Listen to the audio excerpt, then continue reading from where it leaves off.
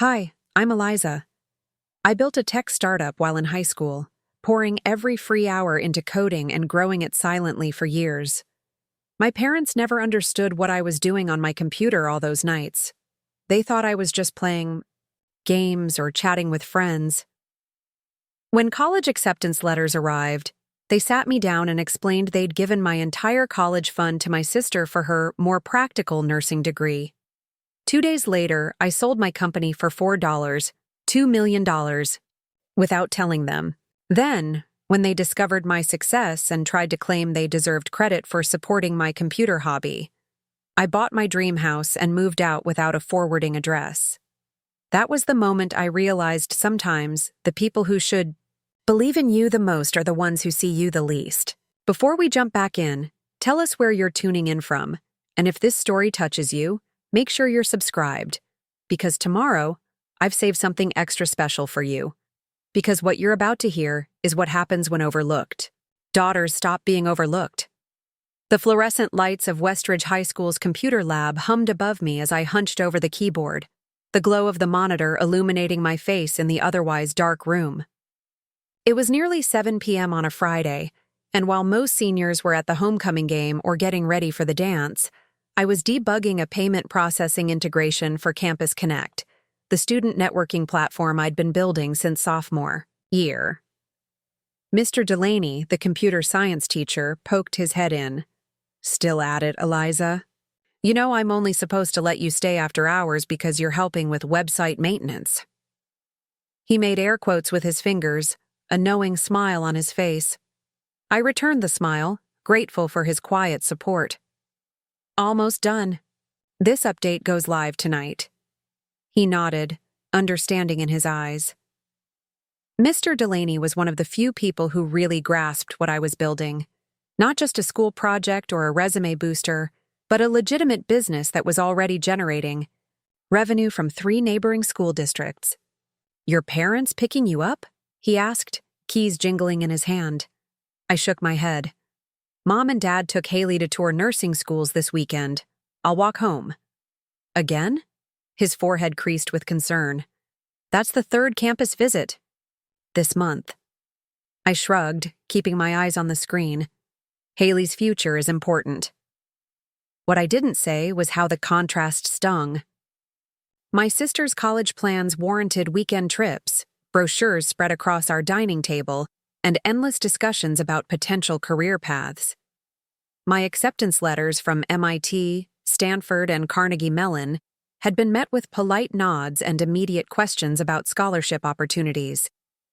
After Mr. Delaney left, I ran final tests on the new feature, then pushed the code live. Campus Connect had started as a simple platform for students to form study groups and share notes. Now it included marketplace functionality, event planning, and academic resource sharing across multiple schools.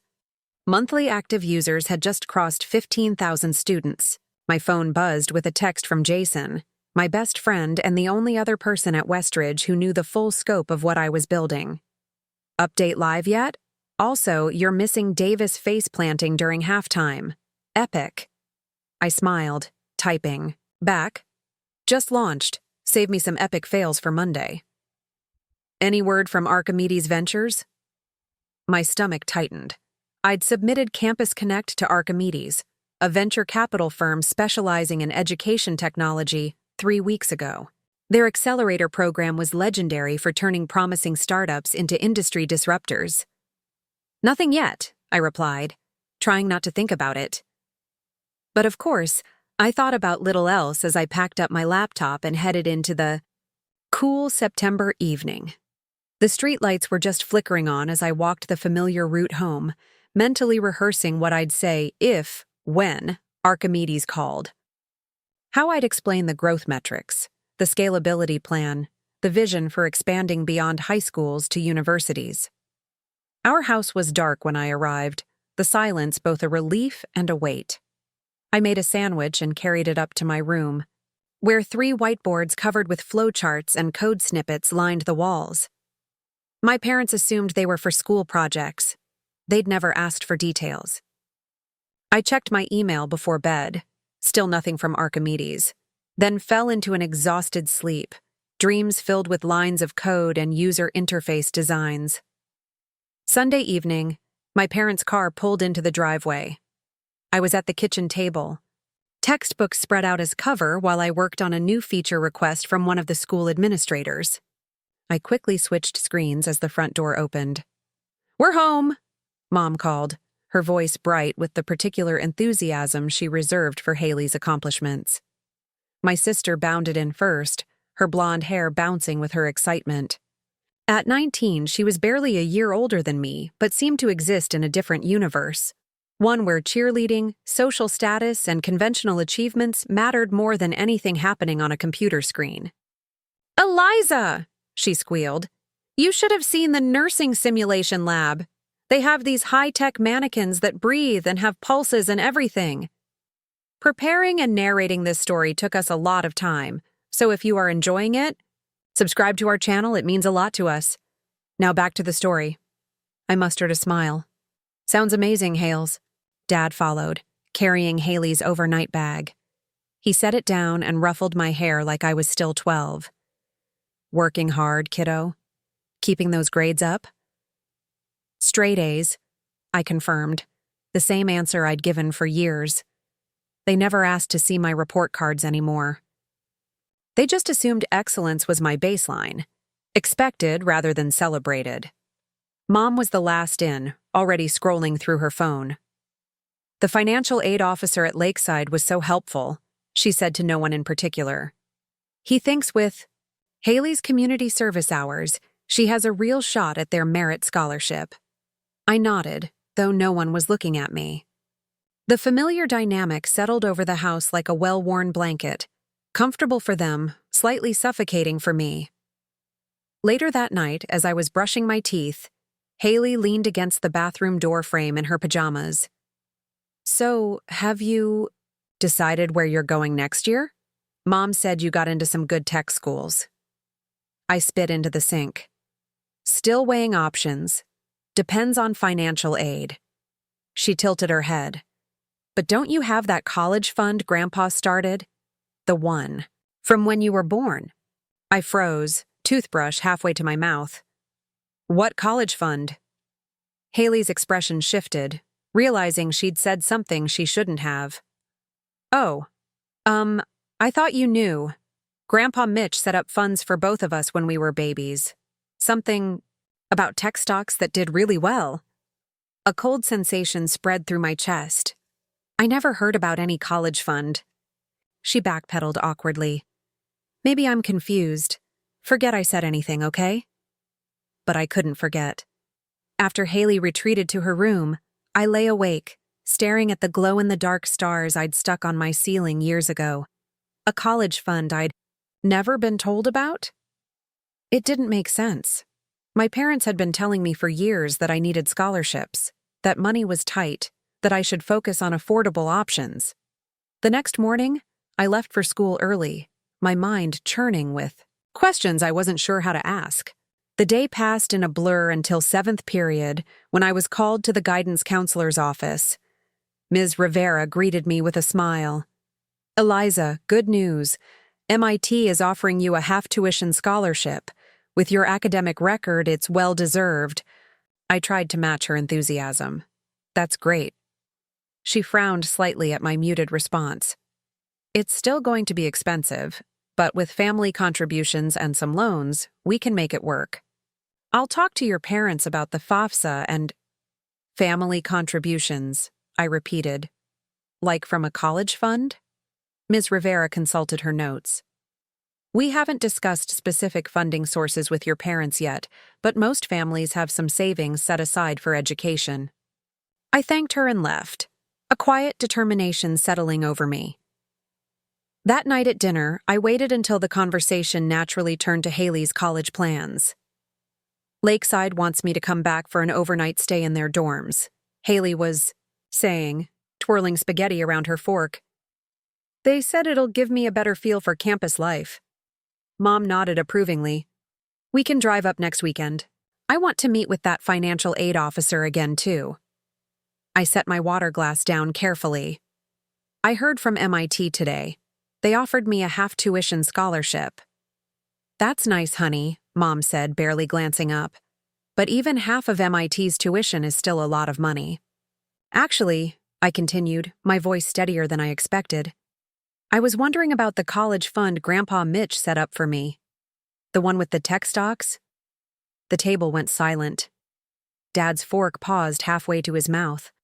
Mom's smile froze. In place. Haley suddenly became very interested in her plate. Who told you about that?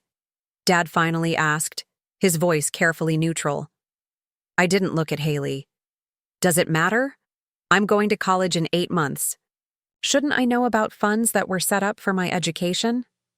Mom and Dad exchanged a glance I couldn't quite read. Finally, Mom sighed. We were going to talk to you about this after you'd made your final college decision. Talk to me. About what? Dad cleared his throat. Your grandfather did set up college funds for both you girls. We've been managing them since he passed when you were 10. Okay, I said slowly. So how much is in mine? Another uncomfortable silence. Eliza, Mom began, her voice taking on the careful tone she used for difficult conversations. We had to make some practical decisions for the family. Haley's nursing program is very expensive, and it's a stable, practical career that will always be in demand. My stomach dropped. What are you saying? We consolidated the funds, Dad said flatly. Haley's program costs nearly twice what most undergraduate programs do, with all the clinical requirements and equipment. It made sense to use the resources where they'd have the most impact. The room seemed to tilt slightly. You took my college fund and gave it to Haley? Not all of it, Mom hurried to add. And we'll help you apply for more scholarships and financial aid. Computer science programs offer lots of funding opportunities. How much is left? I asked, my voice barely audible. Dad shifted uncomfortably. About $3,000. $3,000. Out of what was supposed to be my future, out of what my grandfather had specifically designated for me. How much was there originally? I forced myself to ask. Just under 70,000, Dad admitted. But Eliza, you have to understand. I pushed back from the table, my chair scraping against the floor. I understand perfectly.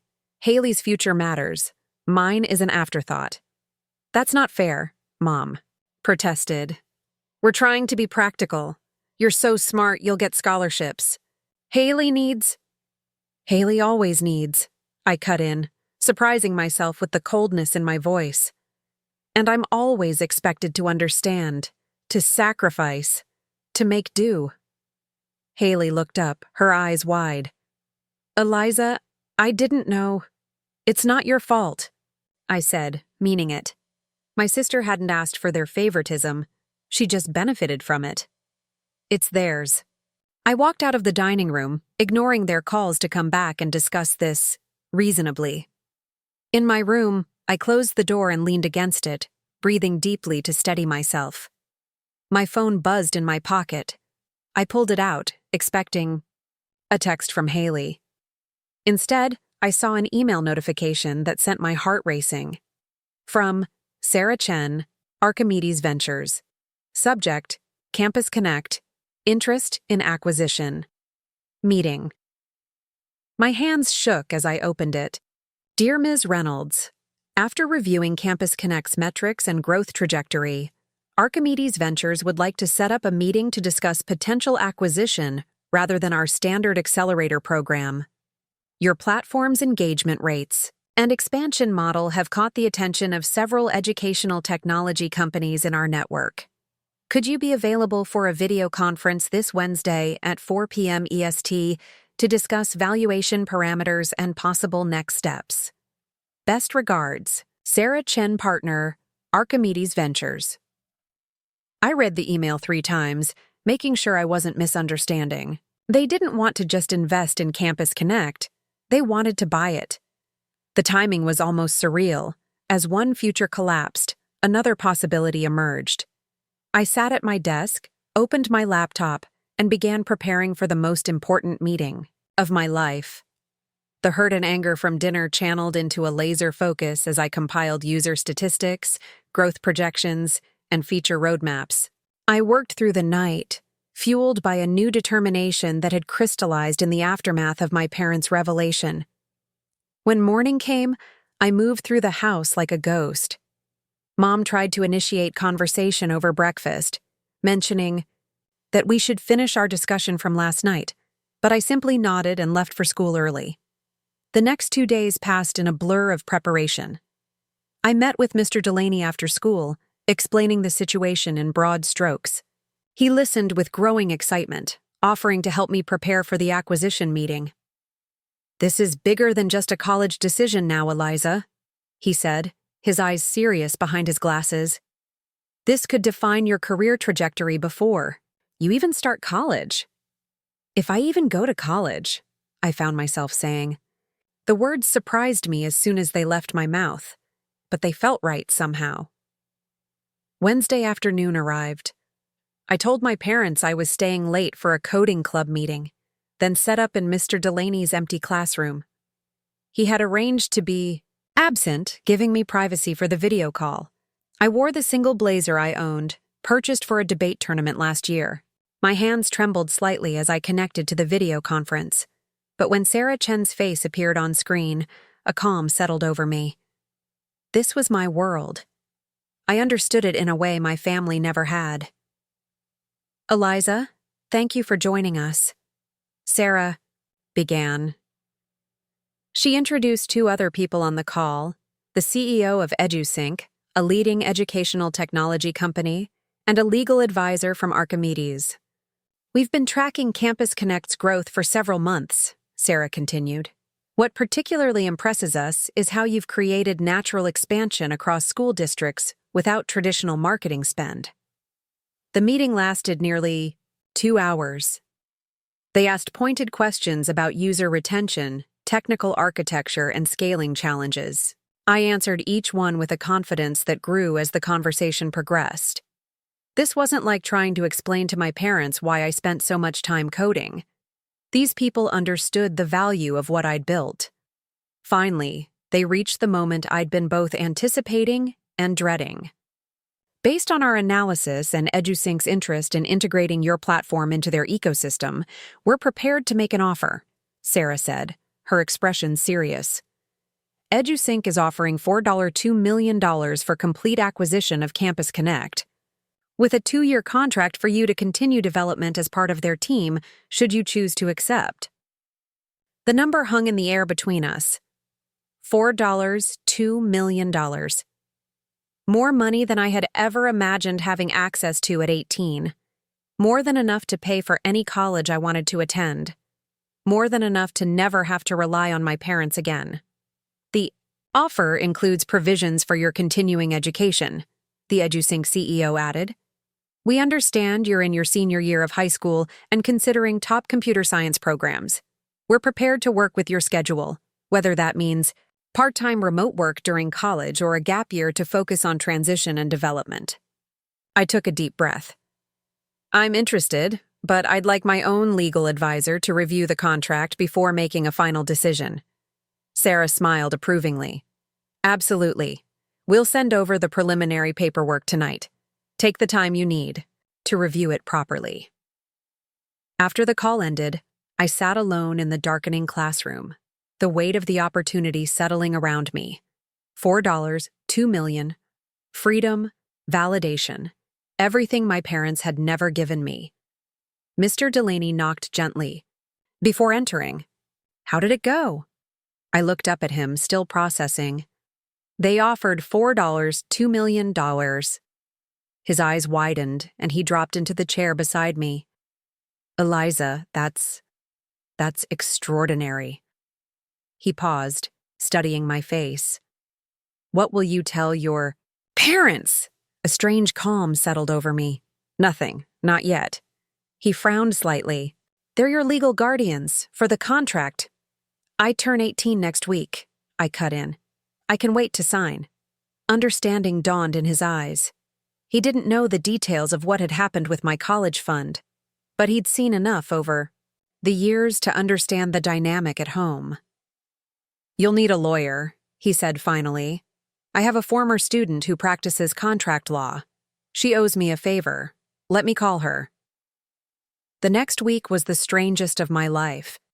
I moved through my days in a state of quiet determination, attending classes, eating dinner with my family, nodding at appropriate moments when my parents brought up more affordable college options they thought I should consider. All while, emails about the acquisition flew back and forth as Miranda Goldstein, Mr. Delaney's former student, negotiated terms and clarified clauses on my behalf. "They're offering a fair deal," Miranda told me during a call from her Chicago office. "The earnout structure is reasonable and the educational stipend is generous. But I want you to understand something, Eliza. This kind of money comes with responsibilities. Have you thought about what you'll do after this goes through?" I had thought of little else. "I'm going to secure my future," I said simply. "On my terms." My birthday fell on a Tuesday. Mom made my favorite breakfast, blueberry pancakes, and Dad gave me a card with a $50 gift card to a bookstore. Haley hugged me extra tight, guilt still evident in her eyes whenever our parents mentioned college. That afternoon, I met Miranda at a small law office she'd borrowed from a colleague in our town. I signed the final paperwork with a steady hand, officially transferring ownership of Campus Connect to EduSync, with the agreed-upon payment to be transferred to my newly established bank account within 3 business days. "Congratulations," Miranda said, shaking my hand formally. "You're now a millionaire." The word sounded strange, almost fictional. I didn't feel different, just unburdened somehow. "What now?" she asked as we walked out of the office. I looked up at the clear October sky. Now I wait, and then I make some changes. When the money appeared in my account that Friday, I was sitting in calculus class, trying to focus on derivatives while my phone silently recorded the moment my life transformed. After school, I walked to a real estate office downtown instead of going home.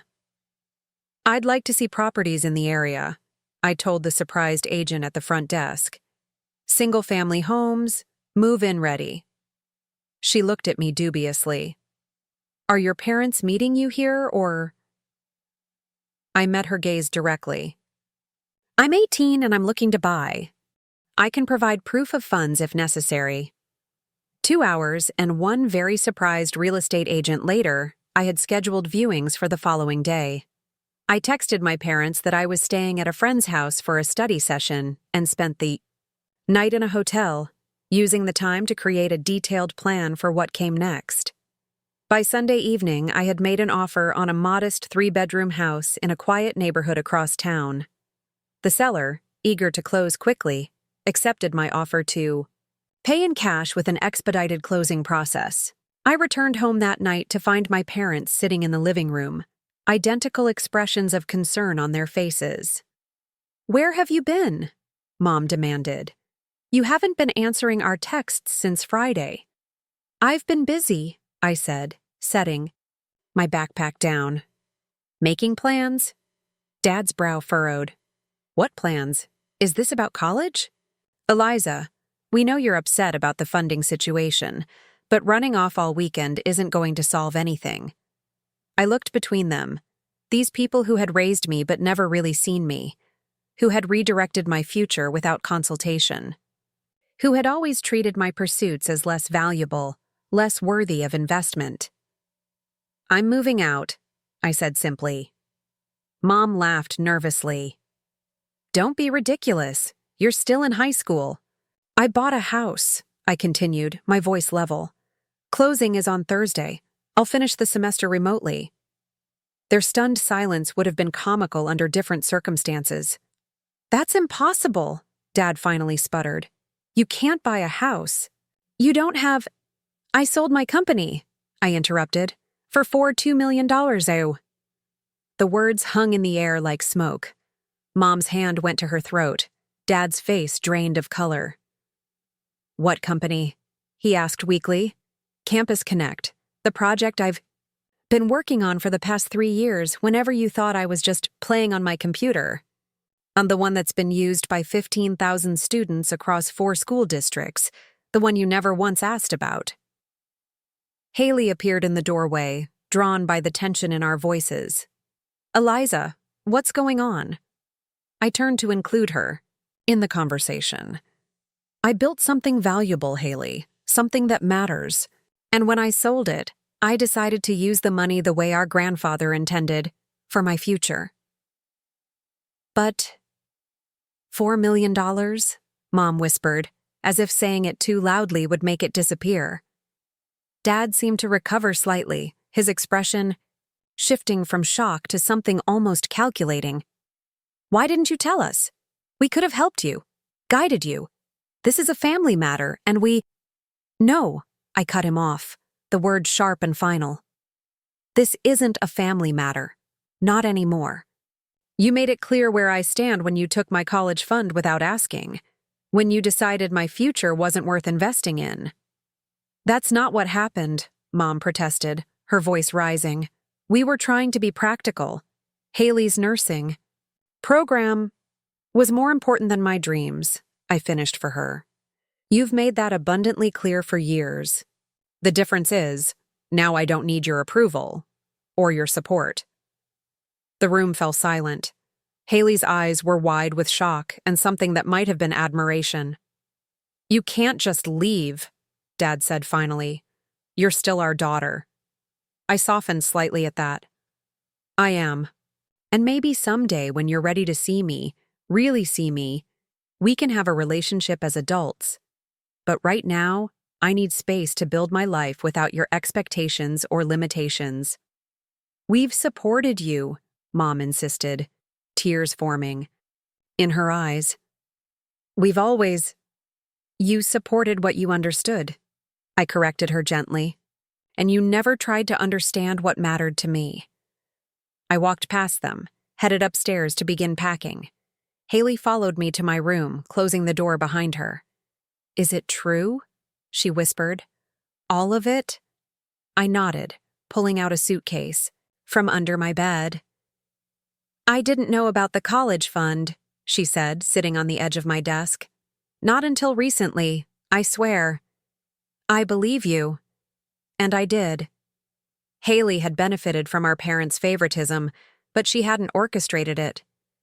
She watched me fold clothes for a moment. What will you do now? I paused, considering. I'm going to finish high school, then probably go to college anyway, but because I want to, not because I have to. The company that bought Campus Connect offered me a part-time position during school. $4 million, she repeated, shaking her head in wonder. And Mom and Dad never even knew what you were building. They never asked, I said simply. Haley helped me pack that night, working in companionable silence as we sorted through 18 years of belongings. She didn't try to convince me to stay, which I appreciated more than she knew. The next morning, I left for school as usual, but instead of returning home afterward, I checked into the hotel again. On Thursday, I signed the closing documents for my new house, the keys heavy and significant in my palm afterward. My phone had been buzzing constantly with messages from my parents, alternating between demands to come home, pleas to discuss this as a family, and eventually attempts to claim they'd always supported my computer interests and deserved some recognition for my success.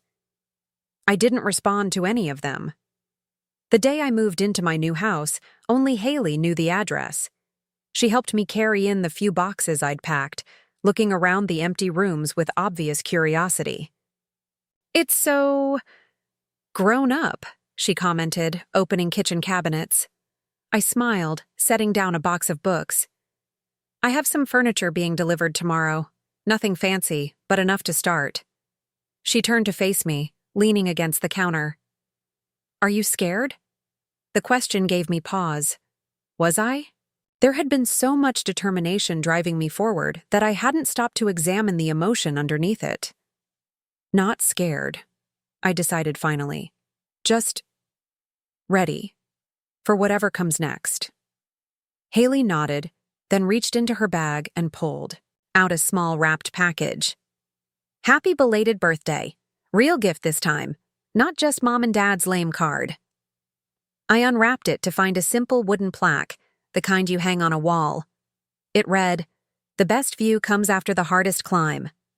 "I saw it last week and thought of you," she said a little awkwardly. "Even before all this happened. You've always been climbing, Eliza. I just didn't always see the mountain." I hugged her then, fiercely, this sister who had been given everything I was denied, but who was still somehow on my side. "Will you be okay?" I asked her, suddenly worried about leaving her alone with our parents' expectations. She smiled, a determined glint in her eye. "I'll be fine. And I'm going to pay you back every cent of that college fund, even if it takes years." "You don't have to do that." "I know, but I want to." She squeezed my hand. Some debts shouldn't be between sisters. After Haley left, I stood alone in my empty living room, watching the sun set through windows that belonged to me. The house was quiet, but it wasn't lonely. It felt like potential, like freedom, like the first page of a story I was finally writing myself. My phone buzzed with an email from Sarah Chen, checking in on how I was settling into my new role with EduSync. I had a video conference scheduled with their development team in the morning. I had paperwork to complete for my school, arranging to finish my senior year remotely. I had furniture to buy and utilities to set up and a million adult tasks I'd never done before. But for the first time in my life, every decision was mine to make. Every success or failure would be my own. No one would take credit for my achievements or redirect my resources without my consent. I walked through the rooms of my new house, imagining what they would become. A home office for my work with EduSync. A guest room, though I wasn't sure. Yet who would visit? A kitchen where I'd learned to cook more than the basic meals I'd made for myself on nights my parents worked late. My parents. The thought of them still ached, but differently now. Not like an open wound, but like a bruise that was beginning to heal. Maybe someday we'd find our way back to each other, with new boundaries and mutual respect. Or maybe we wouldn't. Either way, I would be okay. I set my laptop up on the floor of what would become my bedroom and opened a new document. At the top, I typed, 5-year plan. Then I began to write, mapping out possibilities and dreams with the same methodical approach I'd used to build Campus Connect. College options, investment strategies for my new funds, travel destinations I'd always wanted to see, skills I wanted to learn beyond programming. As the list grew, I felt something expanding in my chest, a lightness, a certainty. This was what it felt like to be the author of your own story. To refuse to be diminished by others' limited vision of who you could be. My parents had taken my college fund and given it to my sister, believing they were making the practical choice. They'd never imagined I was quietly building my own bridge to the future, one line of code at a time. Now I would walk across that bridge into a life they couldn't have envisioned for me, because they'd never really seen me at all. The silence of my new house settled around me like a comfortable blanket as I sipped coffee at the kitchen island. 3 weeks had passed since I'd moved out of my parents' home. 3 weeks of building a new life piece by piece, furniture delivered, internet installed, a daily routine established. I'd created a home office in the second bedroom, where I spent mornings working remotely with the EduSync development team, and afternoons completing my senior year coursework. My phone buzzed with a notification, a text from Haley. "Mom asking for your address again. Still holding firm. You okay?" I smiled slightly. My sister had become an unexpected ally, a buffer between me and our parents' increasingly desperate attempts to re-establish contact. She understood my need for space without making me defend it constantly. "All good," I texted back. "Thanks for running interference." I set my phone down and pulled my laptop closer, opening the investment portfolio I'd been building with the help of a financial advisor, another former student of Mr. Delaney's who specialized in helping tech entrepreneurs manage sudden wealth. Miranda, my lawyer, had connected us after the acquisition closed. The majority of my funds were in low-risk investments, with smaller amounts allocated to higher-risk opportunities, and a comfortable sum kept liquid for living expenses and college tuition. It still felt surreal seeing the numbers on the screen, knowing that at 18 I had financial security most people worked decades to achieve. A knock at the door interrupted my thoughts. I wasn't expecting anyone, and few people had my address. Through the peephole, I saw my father standing on the porch, shoulders hunched against the November chill. My heart hammered in my chest. How had he found me? Haley wouldn't have told him. I considered not answering, pretending I wasn't home, but something in his posture, defeated, almost fragile, made me turn the deadbolt. I opened the door but didn't invite him in. How did you find me? He looked older somehow, the lines around his eyes deeper than I remembered. Property records are public, he said simply. I work in real estate finance, remember? Of course. In my rush to establish independence, I'd forgotten that my home purchase would be searchable in county records. A rookie mistake. What do you want? I asked, keeping my voice neutral. He shifted uncomfortably. Can I come in? It's cold. I hesitated, then stepped back, allowing him into the entryway but no further. He looked around, taking in the simple modern furniture, the artwork I'd chosen for the walls, all evidence of a life being built without his input. Nice place, he commented. You've done well with it. Thank you, I replied, not offering more. He cleared his throat. Your mother doesn't know I'm here. That surprised me. Why not? Because she's still... He trailed off, searching for words. She's having trouble accepting that you don't need us anymore. That maybe you never... did not the way we thought.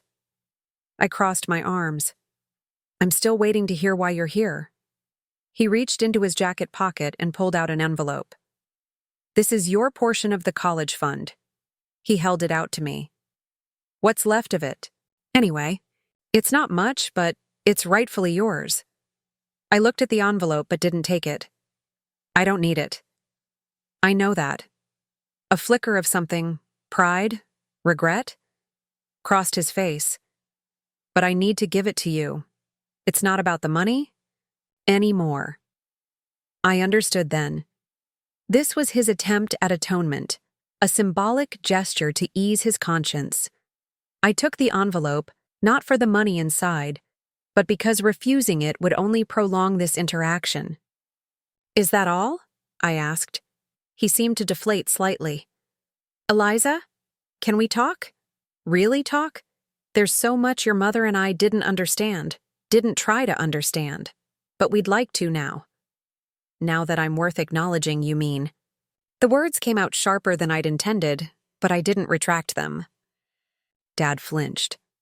We deserve that. But is it so wrong to want a chance to do better? To know our daughter?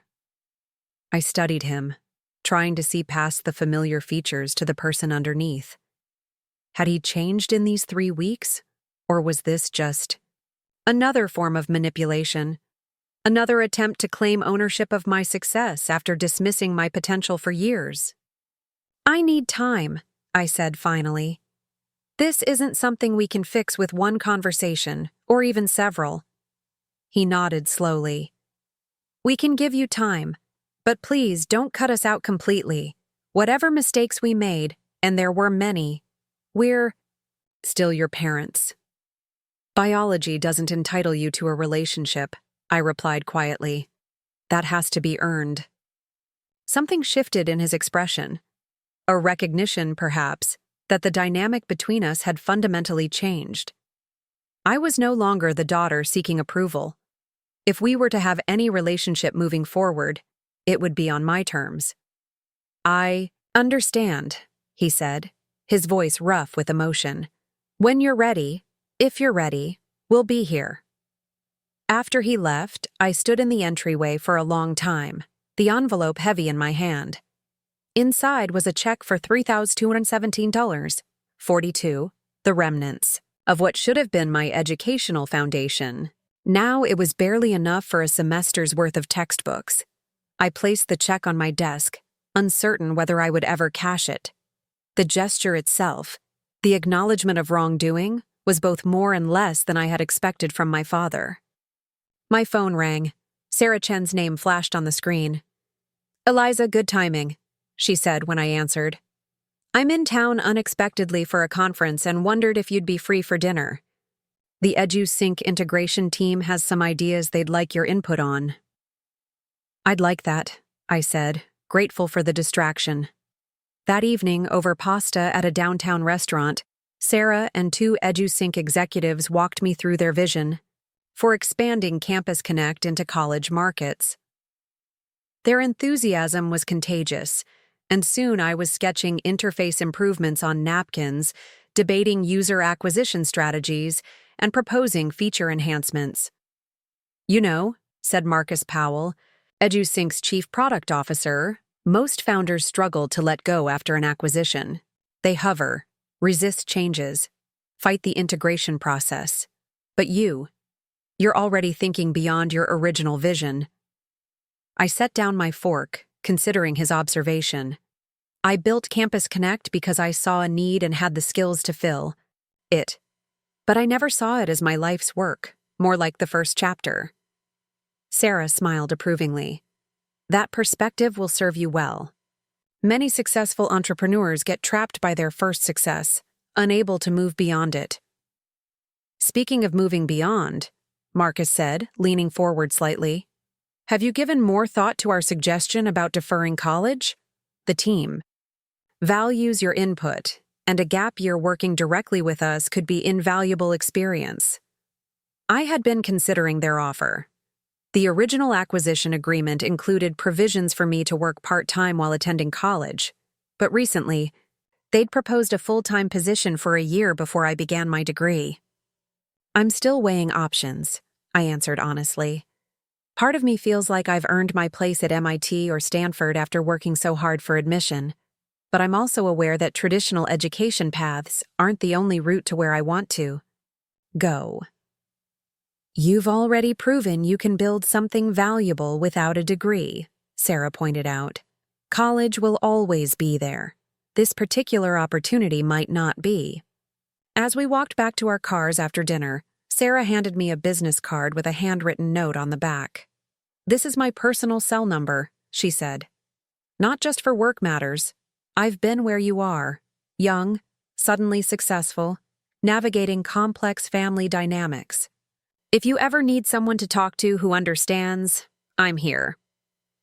The gesture touched me unexpectedly. In the whirlwind of the past month, I hadn't fully processed how isolated I'd become. Friends from school had fallen away, partly because I was now completing coursework remotely, but also because my circumstances had changed so dramatically that many relationships felt strained or awkward. "Thank you," I said, tucking the card into my wallet. "I might take you up on that."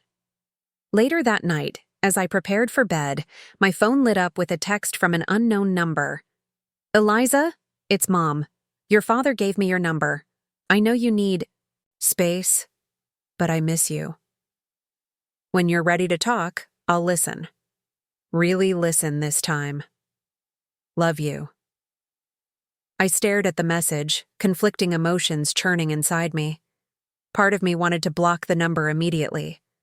Another part, smaller but persistent, craved the maternal connection I'd never fully had. I didn't respond, but I didn't block her either. That felt like its own kind of decision. The next morning, I opened my laptop to an email that nearly made me spill my coffee. The admissions office at MIT was requesting a video call to discuss my application status. My mind raced with possibilities. Was there a problem? Had they somehow heard about the acquisition and thought I was no longer interested? The call was scheduled for that afternoon. I spent the morning oscillating between anxiety and curiosity, unable to focus on my regular work tasks. When the time came, I sat in my home office, webcam on, watching as the admissions officer, Dr. Ellen Torres, according to her nameplate, appeared on screen. "Ms. Reynolds, thank you for making time for this call," she began formally. "I'm reaching out because some unusual information has come to our attention regarding your application, and we wanted to discuss it directly with you." My stomach tightened. What kind of information? Dr. Torres adjusted her glasses. "We received an anonymous email informing us that you recently sold a technology company for a significant sum. Normally, we don't act on anonymous tips, but this was easily verifiable through public business records. What interests us is that this achievement was not mentioned anywhere in your application materials." I blinked, caught off guard. The sale happened after I submitted my application. Campus Connect was mentioned in my activities section, but the acquisition wasn't finalized until last month." She nodded, making a note. "That explains the timing discrepancy. Ms. Reynolds, I've reviewed your original application thoroughly. You described Campus Connect as, and I quote, a student collaboration platform I developed to facilitate study groups and resource sharing at my high school and 3 neighboring districts." "That's accurate," I confirmed. "What your description fails to convey," she continued, a hint of admiration entering her voice, "is that you single-handedly built a platform robust and valuable enough to be acquired by a major educational technology company before you even graduated high school. That level of achievement and entrepreneurial drive is extraordinary. Exactly the kind of initiative MIT values." I wasn't sure how to respond. I didn't want to seem like I was exaggerating its importance. Dr. Torres's expression softened. "Many applicants do the opposite, inflate minor accomplishments to seem more impressive. Your humility is refreshing, but in this case, it almost did you a disservice." She paused, consulting notes off screen. "The reason for my call is twofold. First, to congratulate you on your remarkable achievement. And second, to inform you that the admissions committee would like to offer you a full scholarship, rather than the partial one initially extended." "A full scholarship?" I repeated, stunned. "Because of the acquisition?" "Because your work demonstrates exactly the kind of innovative problem-solving and real-world application of technology that our institution aims to foster," she corrected gently. "The fact that you didn't even think to mention its full significance tells us something important about your character as well." After the call ended, I sat motionless, processing this unexpected development. The scholarship would cover tuition, room and board, and fees, removing the financial barrier that had been the nominal reason for my parents' decision to reallocate my college fund. Not that I needed financial assistance anymore, but the recognition, the validation from an institution I'd dreamed of attending, meant more than I could articulate. I reached for my phone to share the news, then stopped, finger hovering over the screen. Who would I tell? Not my parents, whose first reaction would likely be to claim some credit for my achievement, or use it as an opening to reinsert themselves into my life. Haley would be happy for me, but might also feel overshadowed, especially since our parents had justified giving her my college fund by framing her education as the more valuable investment. In the end, I texted Mr. Delaney, who had been quietly supportive throughout the entire journey. His response was immediate and enthusiastic. "Full ride to my tea. Knew you had it in you. No one deserves it more. Proud doesn't begin to cover it." His simple affirmation brought tears to my eyes, not for the praise itself, but for the steady belief he'd shown in me long before anyone else recognized my potential. That evening, I made a decision that had been forming at the edges of my mind for weeks. I emailed Dr. Torres, accepting the scholarship, but requesting a deferral for 1 year to pursue the full-time opportunity with EduSync. Her response came quickly, assuring me that MIT would hold my place and expressing support for my decision to gain industry experience before beginning my degree. With that settled, I turned my attention to a project I'd been contemplating since moving into my new house. creating a home that truly reflected who I was becoming. The furnishings I'd initially purchased were functional but impersonal. Now, with my immediate future taking shape, I wanted a space that would nurture creativity and growth. I spent the weekend visiting furniture stores, art galleries, and local craftspeople, selecting pieces that spoke to me. A handcrafted desk made by a local woodworker, abstract paintings from a young artist whose work I'd discovered at a small gallery, comfortable but stylish seating for the living room where I could imagine hosting gatherings someday. As I arranged these new acquisitions, I realized I was doing more than decorating. I was creating a physical manifestation of my newfound independence. Each choice, each placement was an expression of preferences I'd never had the freedom to explore when living under my parents' roof. Monday morning brought an unexpected visitor, Haley, who showed up on my doorstep with 2 cups of coffee and a hesitant smile. "Surprise visit," she said, holding out one of the cups. "Is that okay?" I ushered her in, genuinely pleased to see her. "Always okay for you. But shouldn't you be in class?" She shrugged. "Professor canceled. Thought I'd come see your place. The real tour this time, not just dropping off boxes." She glanced around, taking in the changes since her last visit. "Wow, you've really made it yours. It's beautiful, Eliza." I showed her around, explaining the stories behind various pieces I'd selected. She listened attentively, running her fingers over the smooth grain of my new desk, admiring the artwork, complimenting my choices. In the kitchen, as I prepared a late breakfast for us, she perched on a bar stool, uncharacteristically quiet. "Something on your mind?" I asked, sliding a plate of eggs and toast in front of her. She poked at her food, avoiding my eyes. "I've been thinking about school." "Your nursing program?" She nodded, then sighed heavily. "I hated Eliza. Every single class, every clinical rotation, I don't want to be a nurse." I set my fork down, giving her my full attention. "Since when?" "Since always, maybe?" She pushed her plate away. "I picked nursing because it seemed practical, and Mom and Dad were so supportive of the idea. But I'm miserable. The sight of blood makes me queasy. I hate the hospital smell. And most of all, I hate that I'm using your college fund for something I don't even want." "What would you want to study? If you could choose anything?" A wistful expression crossed her face. "Architecture. I've always loved designing spaces, thinking about how people move through buildings, how form and function interact. But Mom and Dad said it was too competitive, too hard to make a living." I thought about the enthusiastic way she'd explored my house, her insightful comments about the layout, how she'd immediately noticed the thoughtful details in the furnishings I'd selected. "You'd be amazing at it," I said sincerely. Her eyes filled with tears. "It doesn't matter. I'm locked into this path now. The money's been spent, the expectations are set. I can't just switch." I studied my sister, seeing her clearly, perhaps, for the first time.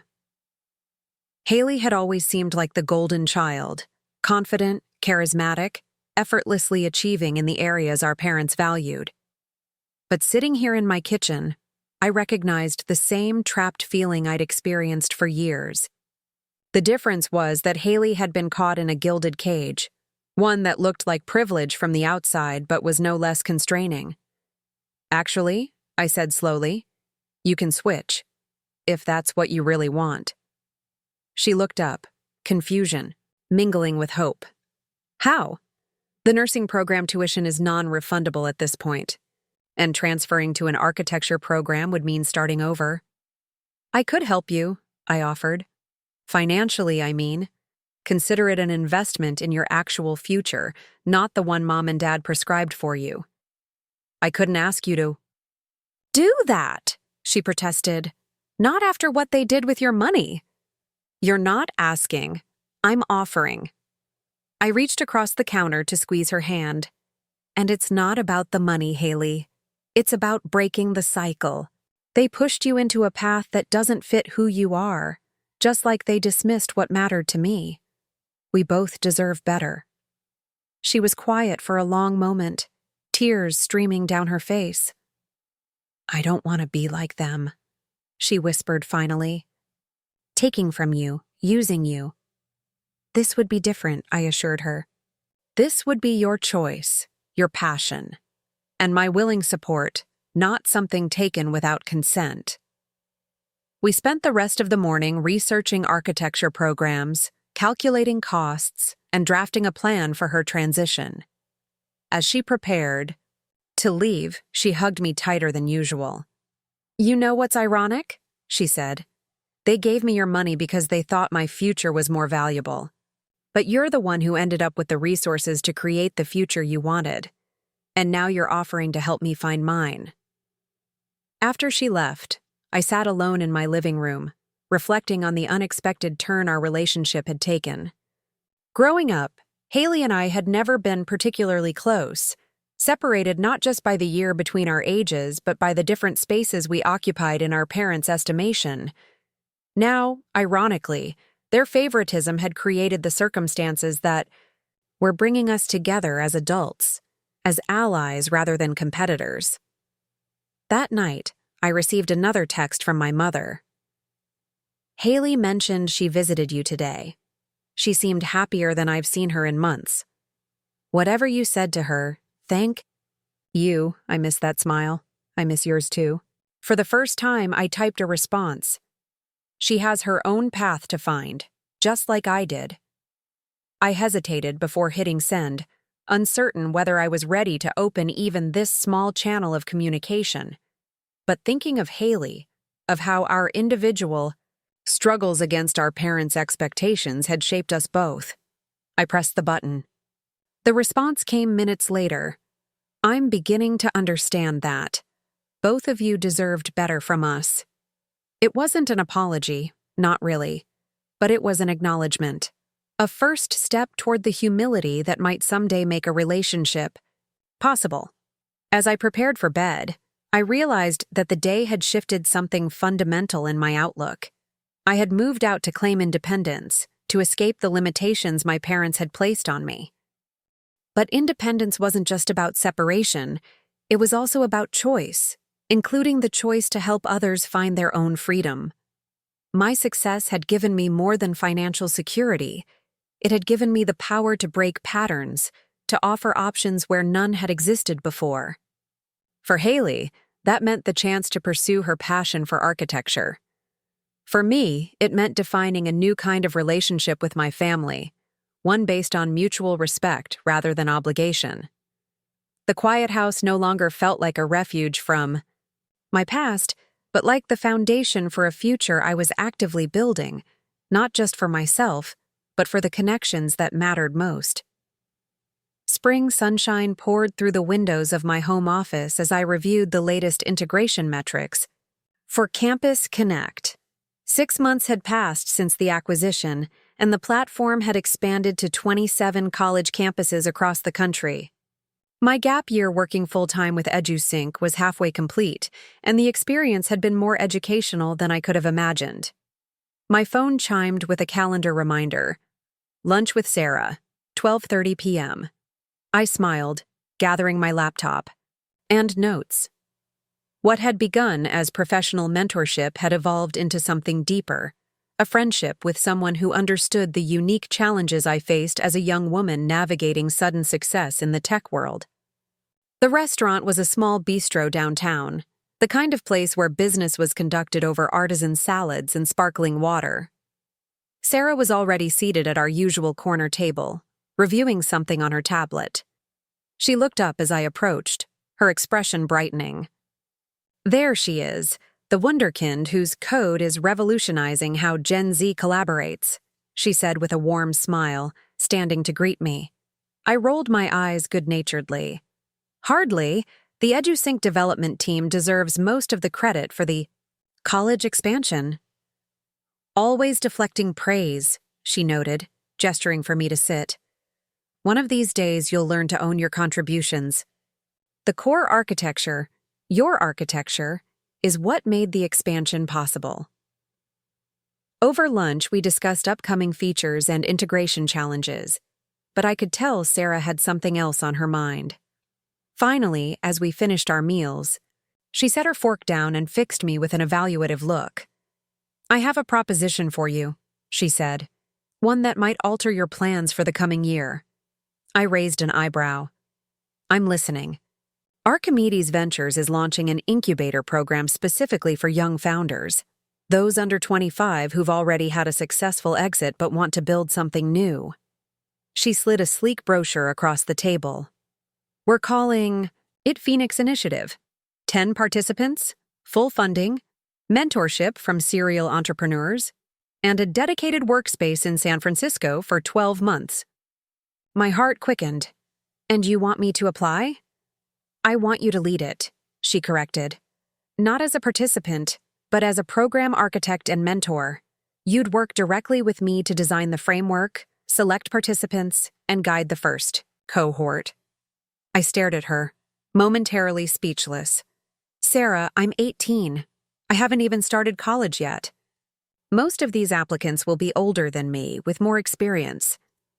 "Which is precisely why you're perfect for this," she interrupted.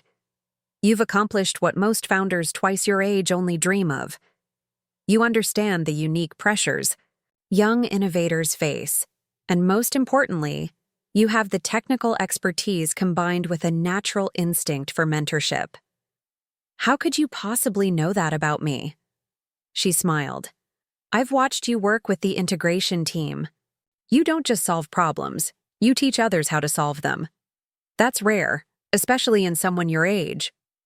I turned the brochure over in my hands, examining the sleek design and ambitious mission statement. "This would mean deferring MIT for another year." "Yes," Sarah acknowledged. "But consider what you'd gain. A chance to help shape the next generation of founders while building your network and refining your own vision for what comes next." "Can I think about it?" "Of course. Take a week. But Eliza?" Her expression grew serious. "Opportunities like this don't come around often. Sometimes the most unconventional paths lead to the most extraordinary destinations." As I drove home, my mind raced with possibilities. Another year before college meant another year of independence, of real-world experience that couldn't be taught in classrooms. But it also meant delaying the traditional education I'd worked so hard to secure. Was I ready to further deviate from the expected trajectory? At a stoplight, my phone rang through the car's speakers. Haley's name flashed on the dashboard display. "Hey, architecture superstar," I answered. "How's studio?" Her laughter filled the car. "Brutal. I've been awake for 36 hours finishing my first major project. But Eliza, my professor, said my concept was genuinely innovative. Me, the former nursing student who couldn't tell. A blueprint from a Blue Jay 3 months ago." "That's amazing, Haley. I told you you'd be brilliant at this." After helping Haley withdraw from the nursing program and enroll in architecture school, I'd watched her transform. The perpetual tension she'd carried had melted away, replaced by a passionate energy that reminded me of how I felt when working on Campus Connect in its early stages. "I'm presenting my final model next week," she continued. Would you come? It's a big deal, and having you there would mean a lot." "I wouldn't miss it," I promised. "Text me the details." After we hung up, I found myself smiling. Despite everything that had happened with our parents, Haley and I had forged a stronger bond than we'd ever had growing up. We understood each other now. Two sisters finding our own paths despite the narrow futures that had been prescribed for us. At home, I made tea and sat at my kitchen island, Sarah's proposition still turning over in my mind. The Phoenix Initiative represented a significant divergence from the plan I'd made. Finish my gap year, attend MIT, perhaps launch another startup after graduation. But hadn't my life already veered dramatically from the expected course? And hadn't each deviation ultimately led me somewhere better than I'd imagined? My doorbell rang, interrupting my thoughts. Through the peephole, I saw my mother standing, on the porch, clutching what looked like a photo album. My stomach tightened. In the month since moving out, our communication had been limited to occasional text messages, civil but distant. I hadn't invited either of my parents to my home, since my father's unexpected visit right after I moved in. I opened the door but remained in the threshold, neither inviting her in nor sending her away. "Mom," I said, my tone neutral, "this is unexpected." She looked different somehow. Her usual perfectly coordinated outfit replaced by simple jeans and a sweater. Her hair pulled back in a casual ponytail rather than the elaborate styles she typically favored. "I know I should have called first," she said, her voice uncharacteristically hesitant. "But I found something I thought you should have, and I was afraid if I asked, you might say no." I studied her face, searching for the manipulative intent I'd grown to expect. Instead, I saw something unfamiliar. Vulnerability, perhaps even regret. "What is it?" I asked, softening slightly. She held out the photo album. "This was your grandfather's. He kept it in his study, and after he passed, it got packed away with his things. I found it last week when we were finally clearing out the storage unit." Curiosity overcame my hesitation. I stepped back, allowing her into the entryway. "What's in it?" "See for yourself," she said, placing it in my hands. I led her to the living room, where we sat on opposite ends of the sofa. The album was bound in worn leather, its pages yellowed with age. As I opened it, my breath caught. The first page held a newspaper clipping from 1978, featuring a young woman standing proudly beside an early computer terminal. The headline read, "Local Woman Pioneers Computer Science Program at State University."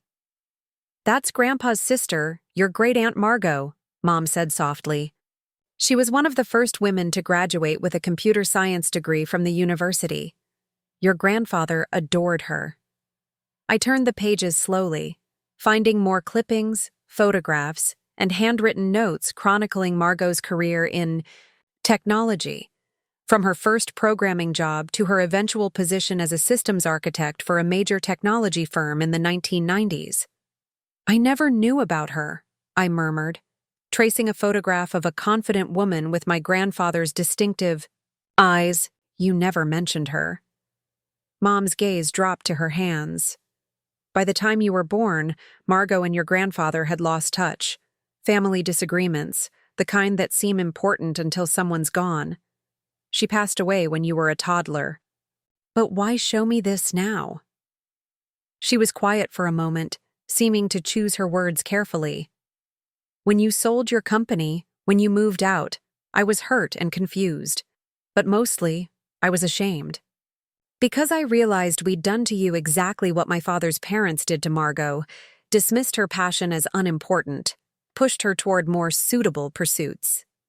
She turned to a page near the back of the album, a handwritten letter, dated. Just months before my grandfather's death, was carefully preserved in a plastic sleeve. "Read this," she said. The letter was from Margot to my grandfather. "Dearest Mitchell, after all these years, your call was a balm to my soul. How strange that it took facing mortality for us both to set aside the old hurts and remember what matters. Yes, I forgive you for not standing up for me when our parents discouraged my unfeminine interests, and I hope you can forgive yourself. The trust fund you've established for your granddaughters brings me more joy than you can imagine. Knowing that Eliza and Haley will have the freedom to pursue their true callings without financial constraint is the greatest legacy you could leave. Promise me you'll make sure they understand. No matter what path they choose, the money is theirs. Unconditionally. No strings, no expectations, just possibility. The world has changed since we were young, but family patterns run deep. Break the cycle, Mitchell. Let your granddaughters become whoever they are meant to be, even if, especially if, it doesn't fit anyone else's vision for their lives. With love always, Margot." I looked up, my eyes burning with unshed tears. "He never told me about this letter. He never showed it to anyone," Mom replied, her own eyes glistening. "I found it when I was executor of his estate, but by then—" she trailed off, then continued in a smaller voice. "By then, I'd already decided that I knew what was best for both you girls.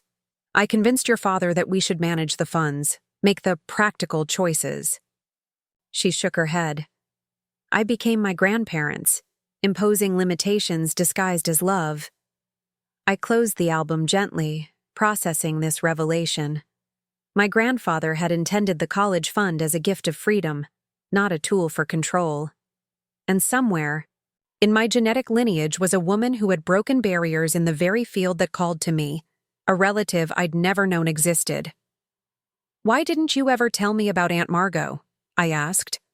"Especially when I started showing interest in computers?"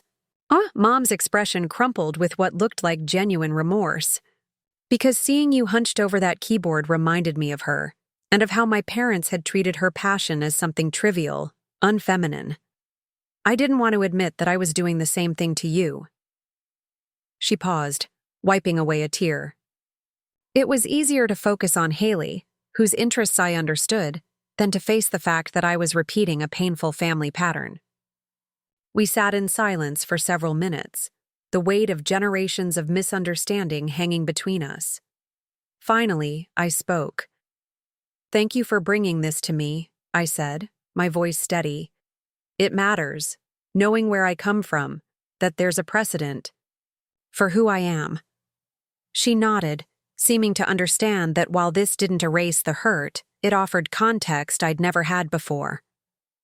"There's something else," she said, reaching into her purse. "Your grandfather left letters for both you and Haley, to be opened when you turned 21. I've been holding on to them, but after everything that's happened, I think he would want you to have yours now." She handed me a sealed envelope, my name written in my grandfather's distinctive handwriting. "I'll leave you to read it in." "Private," she said, standing. "But Eliza, I hope someday you can forgive us, not for our sake, but for yours. Carrying resentment is a heavy burden."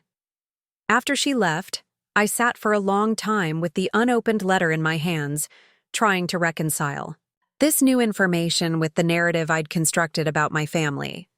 Finally, I broke the seal. "My dearest Eliza, if you're reading this, I've been gone for some time, and you've reached the milestone of 21 years. How I wish I could see the woman you've become. Even at 10, your curiosity and determination were evident in everything you did. By now, you've likely used the college fund I established to pursue your education. I hope it has given you the freedom to follow your true interests, whatever they may be. While I won't be there to witness your journey, I've tried to ensure that financial constraints don't limit your horizons. There's something I want you to know, something I realized too late with my sister Margot. True family supports each member's authentic self, not some prescribed version of who they should be." Margot's brilliance with technology was discouraged, because it didn't fit the expectations for women of her generation. By the time our family recognized her gifts, years of potential connection had been lost. Whatever path calls to you, Eliza, honor it. Whether it's conventional or revolutionary, artistic or analytical, pursue it with your whole heart, and know that somewhere, your grandfather is immensely proud of the courage that takes. With all my love, Grandpa Mitch.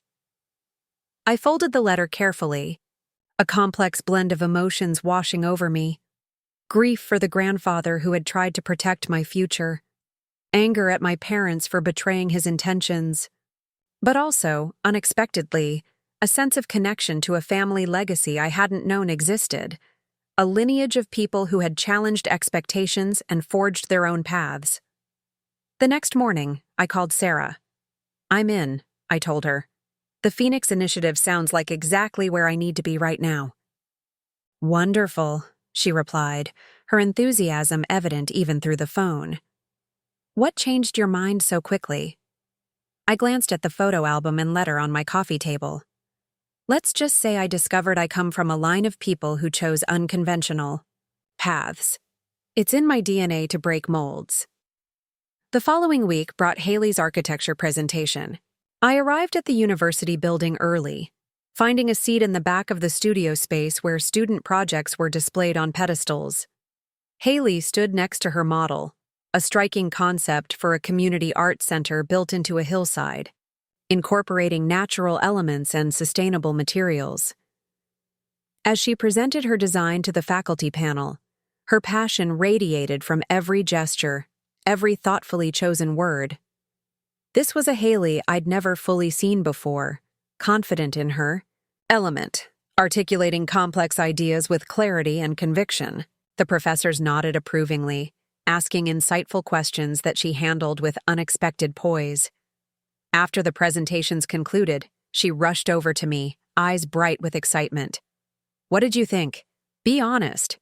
"Honestly?" I hugged her tightly. "You're exactly where you're supposed to be. It's like watching someone who's finally found their native language." Her smile faltered slightly. "I feel guilty sometimes. You're the one who made this possible, financially and otherwise. If you hadn't stood up to Mom and Dad—" "Don't," I interrupted gently. "This isn't about what I did. It's about what you're doing now. The courage it took to start over, to pursue something that truly speaks to you." She nodded, but I could see she was still wrestling with something. "There's something else," she admitted, leading me to a quiet corner of the studio. "Mom and Dad have been asking to see my work. They want to come to the end-of-semester exhibition next month." I raised an eyebrow, surprised. "How do you feel about that?" "Conflicted," she sighed. "Part of me wants them to see that I made the right choice, that I'm thriving in architecture. But another part is scared they'll find some way to diminish it, to make me doubt myself again." I considered her dilemma, thinking about my own limited contact with our parents over the past months. "Maybe it's a test," I suggested. "A chance to see if they've actually learned anything from all this. If they can recognize your talent on its own terms." "Would you come too?" she asked hesitantly. "Not as a buffer exactly, but as reinforcement. Someone who sees me clearly." "Of course," I promised. "I'll always be in your corner." Later that evening, I returned home to find an email from MIT's admissions office, acknowledging my request to defer enrollment for a second year due to the Phoenix Initiative opportunity. Their response was supportive, noting that the experience would likely enhance my contributions to the university community when I eventually enrolled. As I prepared for bed, I found myself reflecting on the unexpected turns my life had taken since discovering my parents had given away my college fund. What had initially felt like betrayal had become the catalyst for a journey of self-discovery and independence I might never have embarked on otherwise. The next morning, I made a decision that had been forming at the edges of my consciousness. I dialed my mother's number, something I hadn't done since moving out. "Eliza?" she answered, surprise evident in her voice. "Is everything all right?" "Yes," I said, my tone measured but not cold. "I've been thinking about Haley's exhibition. Next month? If you and Dad are planning to attend, I thought perhaps we could have dinner afterward. The four of us." The silence on the other end spoke volumes. "We'd like that very much," she finally replied, her voice thick with emotion. "Thank you for suggesting it." "It's just dinner," I cautioned, not wanting to overstate the significance. "Not a full reconciliation, but maybe a starting point." "A starting point is more than we deserve," she said softly, "but we'll take it gratefully." After we hung up, I opened my laptop and began working on a presentation for the Phoenix Initiative, a program that would help young founders navigate not just the technical and business challenges of entrepreneurship, but also the personal ones, family expectations, societal pressures, the isolation that often accompanies early success. I thought about Aunt Margot, pioneering her way through a male-dominated field decades before women in tech became a rallying cry. About my grandfather, trying in his own way to break generational patterns. About Haley, finding her authentic voice in architecture after years of following a prescribed path. My journey had never been about the money. Not really. It had been about claiming the right to define my own worth, to chart my own course without seeking permission or approval. The company I'd built and sold had given me financial independence. Yes? But more importantly, it had shown me my own capabilities when unfettered by others' limited vision of who I could be. As spring melted into summer, I packed for San Francisco, ready to begin the next chapter. The Phoenix Initiative would launch in August, with 10 young founders eager to build something meaningful under my guidance. MIT would wait, a promise of structured learning to complement the real-world education I was gaining in the meantime. My phone chimed with a text from Haley.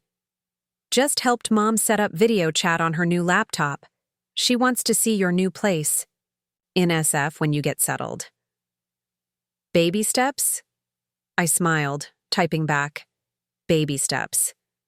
The path forward wasn't perfectly clear, and family wounds wouldn't heal overnight. But I was no longer defined by what had been taken from me, or by what had been withheld. Instead, I was building something new, not just professionally, but personally. A life constructed on my terms, with boundaries that reflected my values and connections that honored my authentic self. My parents had given my college fund to my sister, thinking they were making the practical choice. In doing so, they had inadvertently set me free from the limitations of their expectations, free to discover that the most valuable education comes not from following prescribed paths, but from having the courage to forge your own. The San Francisco fog rolled in across the bay, shrouding the Golden Gate Bridge as I stood on the rooftop terrace of the Phoenix Initiative headquarters. 5 years had passed since that pivotal moment when I'd discovered my parents had given away my college fund, 5 years of growth, challenge, and unexpected directions. Quite a view for contemplation, a voice said behind me. I turned to find Maria Rodriguez, one of our first Phoenix cohort founders, now a successful entrepreneur in her own right. Her educational accessibility platform served over 2 million students across Latin America, and she'd recently closed a Series B funding round of $40 million. Just taking a moment before the chaos begins, I replied, smiling warmly. The 5th anniversary celebration is going to be intense. Maria leaned against the railing beside me. 5 years, 27 successful companies launched, over $300 million in combined funding raised. Not bad for a program that started with a teenager at the helm. I laughed. A very determined teenager with excellent mentors. And now look at you, she gestured to the sleek building below us. Executive Director of Innovation Programs. At Archimedes Ventures, Stanford MBA, and still the youngest person on Forbes' 30 Under 30 list 3 years running. The MBA was overkill, I admitted. After running Phoenix for 2 years, most of the coursework felt like review. But I promised myself I'd get my degree eventually. Some promises are worth keeping, Maria said thoughtfully, though I'm still shocked you never ended up at MIT. The mention of MIT brought a wistful smile to my face. After deferring for 2 years to lead the Phoenix Initiative, I'd made the difficult decision to decline my place altogether. By then, I was deeply embedded in the startup ecosystem of San Francisco, mentoring young founders and helping shape investment strategies at Archimedes. The practical education I was receiving daily far outpaced what any classroom could offer. No regrets? Maria asked, noting my expression. Not about education choices, I replied. I learned exactly what I needed, when I needed it. My phone buzzed in my pocket, a text from Haley. Flight landed, grabbing luggage, then heading to hotel. Can't wait to see you in the new office? Haley's here, I told Maria, unable to keep the excitement from my voice. Despite the geographic distance between us, me in San Francisco, her in Chicago where she'd established a promising architecture career, we'd maintained a close relationship, supporting each other through the transformative years since I'd sold Campus Connect. Your sister, the rising star architect, Maria nodded. I still want her to design my company's next office. That community center she did in Detroit was incredible. She'd love that, I said, making a mental note to connect them during tomorrow's celebration. We headed downstairs to the main event space, where staff were putting final touches on the preparations for the 5th anniversary gala. The expansive room would soon hold over 200 guests, Phoenix alumni, investors, partners, and family members, all gathering to celebrate what had grown from Sarah Chen's bold proposition into one of the most respected young founder programs in the country. I checked my watch. I should go, meeting my parents for dinner before they check into their hotel. Maria raised an eyebrow. The infamous parents? This I would pay to see. I smiled wryly. We've come a long way from where we started. It's not perfect, but it's evolving. The journey to reconciliation with my parents had been neither quick nor easy. After the tentative dinner following Haley's architecture exhibition, we'd established a cautious new relationship, one with clearer boundaries and more honest communication. They had gradually come to respect the life I'd built, though I suspected they still didn't fully understand it. 2 hours later, I sat across from them at a quiet restaurant in North Beach, watching as they took in the menu with wide eyes. Everything is so expensive here, my mother murmured, scanning the wine list. It's my treat, I reminded her gently. Order whatever you'd like. My father set down his menu, his gaze settling on me with an expression I'd come to recognize over the years, a mixture of pride and lingering bewilderment at how his once quiet daughter had transformed into someone so self-assured. The new office looks impressive from the outside, he commented, much bigger than the last one. I nodded. We needed the space. This year's cohort has 15 founders, and we've expanded the mentor program significantly. And you run all of this? He asked, a note of genuine curiosity in his voice. I oversee it, I corrected. We have an amazing team that handles day-to-day operations. My focus is on program development and strategic partnerships. My mother smoothed her napkin, a nervous habit she'd had for as long as I could remember. We saw your feature in Business Insider last month. They called you the wunderkind who's reshaping how Silicon Valley nurtures young talent. I couldn't help but smile at her obvious pride, so different from the dismissiveness of years past. Journalists love their hyperbole. It's not hyperbole if it's true, came a voice from beside our table. I looked up to see Sarah Chen standing there, elegant as always in a tailored suit, her presence commanding even in the dimly lit restaurant. Sarah! I stood to embrace her. I didn't know you were back from New York already. Just landed, she said, then turned to my parents with a warm smile. You must be Mr. and Mrs. Reynolds. I'm Sarah Chen. I've had the privilege of working with your remarkable daughter for 5 years now. My father stood, extending his hand. James Reynolds. This is my wife, Linda. It's a pleasure to meet you. We've heard so much about you. Sarah joined us for dinner, and I watched with fascination as she engaged my parents in conversation, asking thoughtful questions about their lives, sharing stories about Phoenix's early days, deftly highlighting my contributions without making it seem like boasting. When Eliza first came to my attention, she was just 18, Sarah recounted, swirling her wine. Most founders twice her age couldn't articulate a business model with such clarity. But what truly set her apart wasn't just her technical skill, it was her empathy, her ability to anticipate user needs, to build bridges between technology and human experience. My mother's expression softened. She was always observing, even as a little girl, noticing details others missed. A valuable trait in any field, Sarah nodded, but particularly powerful in someone creating tools for connection. As the evening progressed, I felt an unfamiliar warmth spreading through me. Here was Sarah, my mentor, my colleague, now my friend, creating a bridge between my past and present, helping my parents see me through her eyes. Not as the daughter who had defied expectations, but as a respected professional whose unique path had led to meaningful impact. Later, after Sarah had left and we were finishing dessert, my father cleared his throat awkwardly. "Your mother and I have been talking," he began. "We've been wondering if you would consider letting us invest in the next Phoenix Fund." I set down my fork, surprised. "You want to invest? Why?" They exchanged glances before my mother spoke. "We've been following the companies that have come through your program. Their success rates are impressive.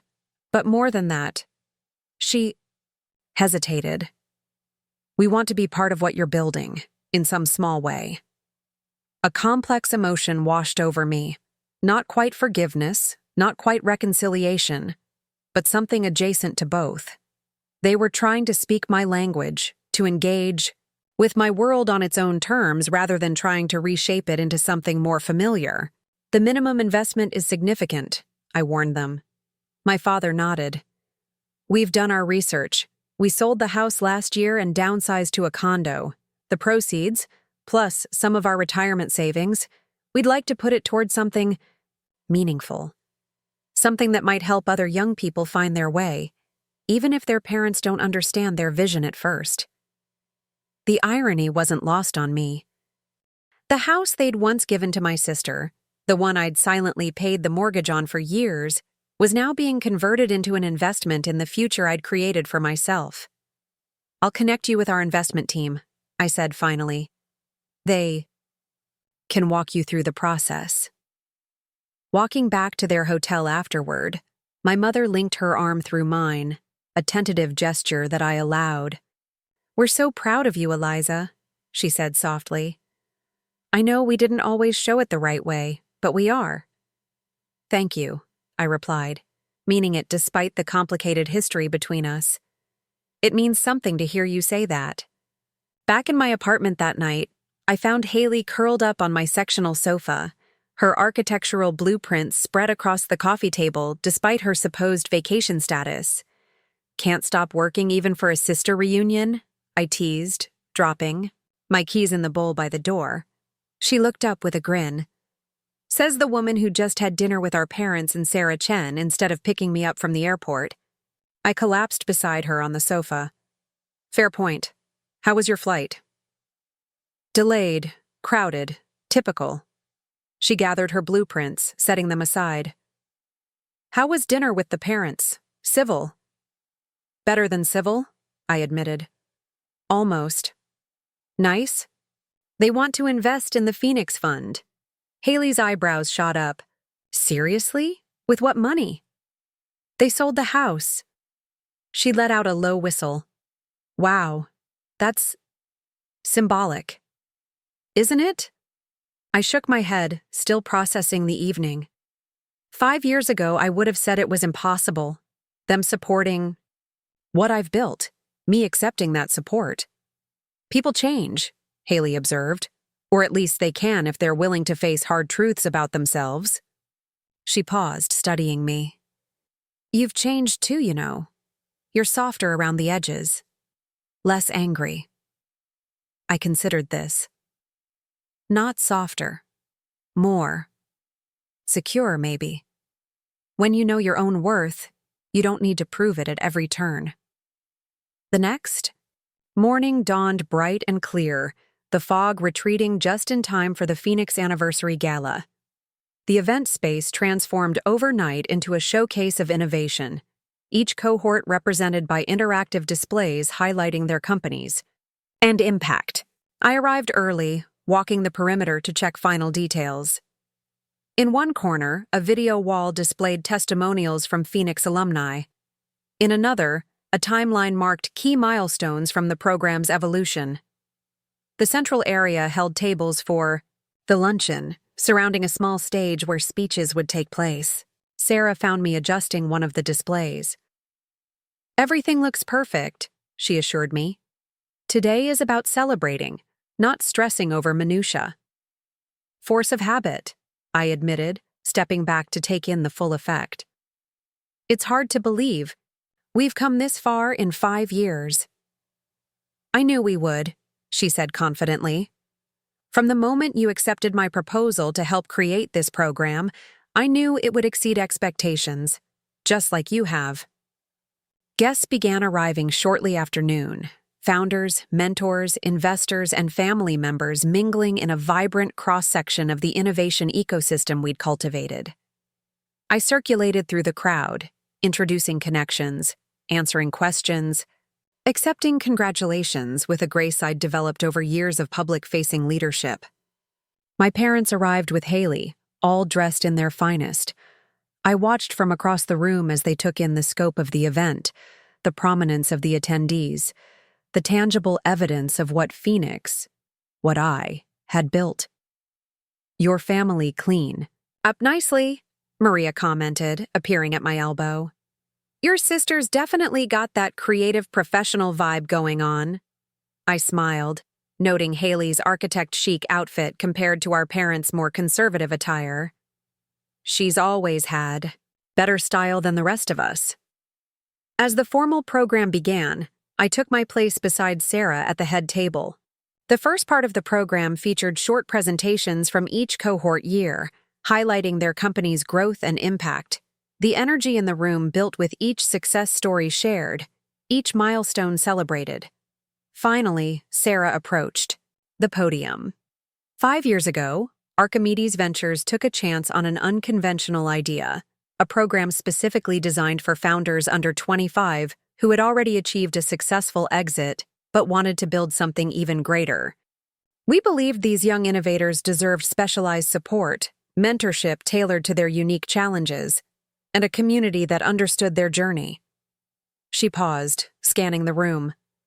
But the true vision behind Phoenix came not from Archimedes' leadership, but from a remarkable young woman who embodied exactly the kind of founder we hoped to serve. Someone who had built and sold a successful company before even finishing high school. Someone who understood firsthand the challenges of navigating early success while still developing your own identity. Someone whose insight and empathy have shaped every aspect of this program. Sarah turned toward me, extending her hand. Please join me in welcoming to the stage the heart and soul of the Phoenix Initiative, our Executive Director of Innovation Programs, Eliza Reynolds. The applause was thunderous as I made my way to the podium. 5 years of public speaking had eased the butterflies that once accompanied such moments. But I still felt a flutter of emotion as I surveyed the room. So many faces representing different chapters of my journey. Thank you, Sarah, for that generous introduction and for taking a chance on an 18-year-old with strong opinions about founder support, I began, earning appreciative laughter from the crowd. When we launched Phoenix 5 years ago, we had a hypothesis that young founders who achieve early success face unique challenges that traditional accelerator programs don't address. The data now speaks for itself. 27 companies launched, 23 still operating profitably, over $300 million in funding raised, and most importantly, technologies that are making meaningful differences in healthcare, education, sustainability, and community development. I continued, highlighting key achievements and thanking various contributors to the program's success. As I spoke, my gaze found my parents in the audience. My father sat with perfect posture, listening intently. My mother dabbed at her eyes with a tissue. Beside them, Haley beamed with unabashed pride. But Phoenix isn't just about building successful companies, I concluded. It's about building balanced founders, people who can create groundbreaking technology while maintaining their humanity, their connections, their sense of purpose beyond profit. People who understand that true success includes not just what you build, but who you become in the process. The standing ovation that followed was humbling. As I returned to my seat, Sarah squeezed my hand, her expression conveying what words couldn't: pride, admiration, and the special connection that forms between mentor and mentee when both have grown through the relationship. After the formal program concluded, guests mingled over dessert and coffee. I found myself in conversation with a young founder from our current cohort when I felt a tap on my shoulder. "Ms. Reynolds? I hope I'm not interrupting." I turned to find a familiar face, older now, with more gray in his beard, but unmistakable. "Mr. Delaney." My high school computer science teacher smiled broadly as I embraced him. "I hope it's okay that I crashed your party," he said. "Sarah Chen invited me as a surprise, said the person who first recognized your talent should see what you've built." Emotion welled in my throat. "I can't believe you're here. You're the reason any of this happened." He shook his head modestly. "No, Eliza. I just gave you space and encouragement. You're the one who built Campus Connect and everything that followed. But you saw potential when no one else did." I insisted. "You gave me access to the lab after hours, connected me with Miranda when I needed legal help, believed in what I was building when even I had doubts." "That's what teachers are supposed to do," he said simply. "See the spark and fan the flame. Speaking of which..." He gestured across the room, where Sarah was deep in conversation with my parents. "Is that your father speaking with Sarah?" "Chen?" I nodded, following his gaze. "They're discussing investment opportunities, believe it or not. They want to put money into Phoenix's next fund." Mr. Delaney's eyebrows rose. "Now that's a plot twist I didn't see coming.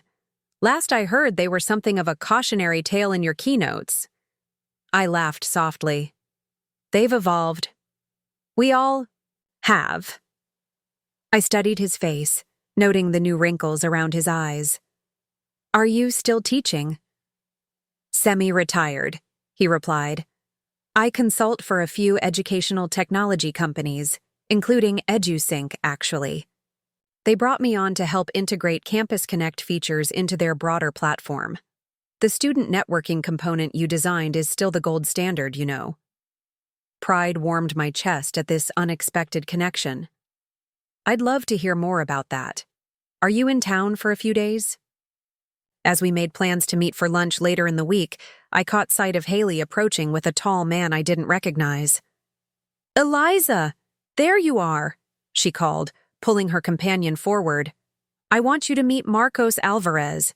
He's the sustainability director I've been telling you about, the one collaborating on my green building project in Chicago." Marcos extended his hand, his smile warm. "Haley speaks very highly of you. I've been looking forward to meeting the famous sister who helped her find her true calling." I shook his hand, noting the way he looked at my sister, with admiration that clearly extended beyond professional respect. "The pleasure is mine. Haley's told me about your innovative approach to urban sustainability." As they launched into an enthusiastic description of their current project, I observed the spark between them, the natural chemistry, the complementary energy. Haley had blossomed in the years since changing her career path, finding not just professional fulfillment, but a confidence that attracted kindred spirits.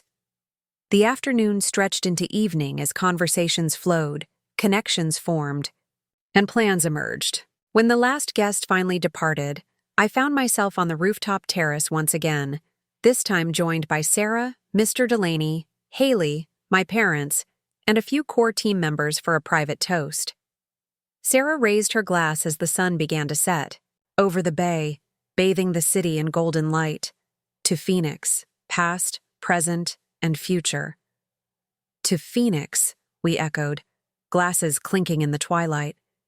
After the toast, my father approached me at the railing, gazing out at the spectacular view. "Your mother and I have been talking," he said quietly, "about how differently things might have turned out if we'd supported your interests from the beginning. If we'd seen your talent clearly instead of trying to redirect it." I turned to face him. "Dad, we don't need to revisit the past today." "I know," he nodded. "But I want to say this while I have the courage. We made a terrible mistake taking your college fund, not just because of what the money represented, but because of what that decision said about how we valued your dreams compared to Haley's." I waited, sensing he had more to say. Watching you today, seeing the impact you've had, the respect you've earned, I realize we never could have imagined this path for you because we didn't understand your potential. We tried to make you smaller, to fit you into a box we recognized. He swallowed hard.